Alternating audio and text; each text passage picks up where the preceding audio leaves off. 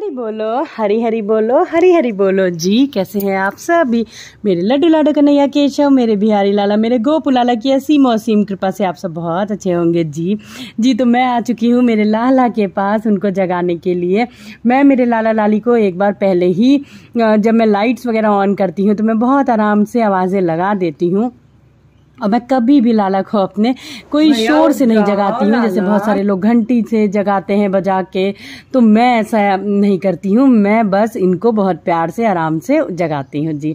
और मैं लाला को जगाने के बाद तुरंत ही नहीं नहलाती हूँ। पहले मैं लाला लाली को जगा लेती हूँ, उसके बाद में ये आराम से थोड़ी देर अपने बेड पे बैठते हैं। फिर मैं इनको जल ग्रहण करा देती हूँ क्योंकि गर्मियाँ बहुत हैं और मेरी लाडो स्नान वगैरह करने के बाद में ही वो दूध का भोग लगाते हैं। तो अब मैं सबसे पहले लाला को मैंने जगा लिया है और देखिए ये सभी बैठे हुए हैं। अभी इनकी नींद पूरी नहीं होती है। जब इनकी नींद पूरी हो जाएगी और कितने प्यारे लगते हैं मेरे लाला लाली। जैसे छोटे बच्चे जब उठते हैं तो वो थोड़ी देर तक का ऐसे ही बैठे रहते हैं, तो ऐसे ही मेरे लाला लाली भी थोड़ी देर तक का बैठे रहेंगे। और अब मैं कपड़े वगैरह लाला के पोशाक लाली की उनकी पहले रात को ही निकाल लेती हूँ। मैं एक एक चीज़ की तैयारी रात में ही कर लेती हूँ।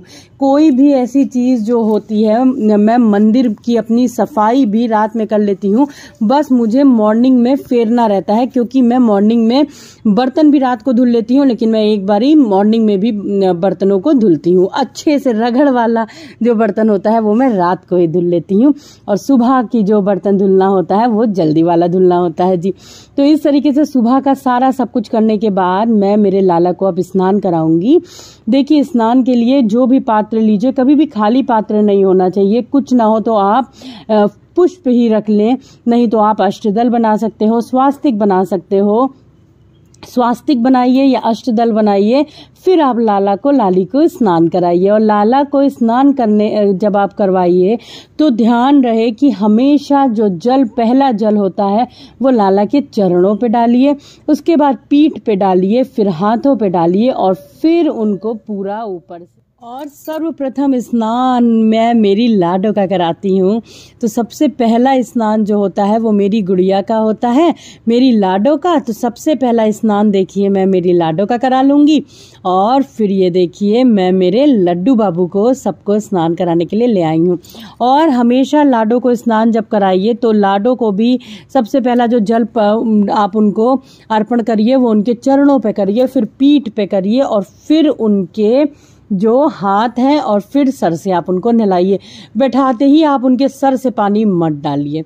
तो इस तरीके से मैं मेरी लाडो को स्नान कराने के बाद में मैं अपने लड्डू बाबू लाडो को स्नान करा लूँगी। और स्नान कराने के बाद देखिए आजकल चंदन यात्रा चल रहा है तो आप चंदन से स्नान भी कराइए। और गर्मियाँ यदि आपका शहर में किस तरीके की गर्मी है आपको वैसे करना है। जैसे हमारे शहर में कल थोड़ा मौसम जो था वो बहुत ज़्यादा गर्म नहीं था, इसलिए मैंने बहुत हल्का टीका बस शगुन का मैं इनको लगा देती थी चंदन का। लेकिन अब जैसे गर्मी अगर बढ़ेंगी तो फिर मैं लेप भी करूँगी।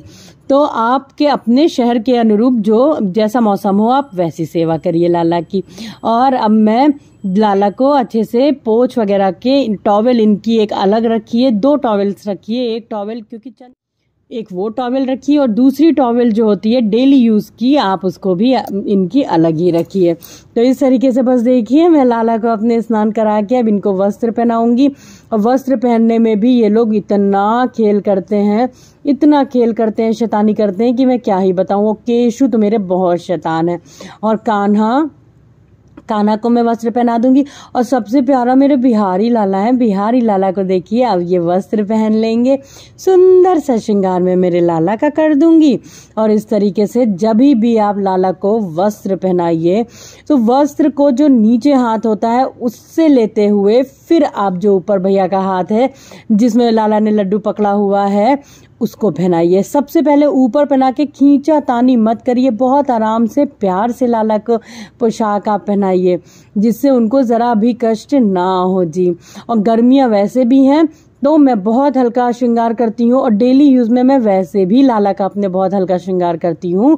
तो डेली यूज़ में आप भी बहुत बहुत हल्का श्रृंगार करिए और ऐसा श्रृंगार करिए कि लाला लाली को ज़रा भी कष्ट ना हो।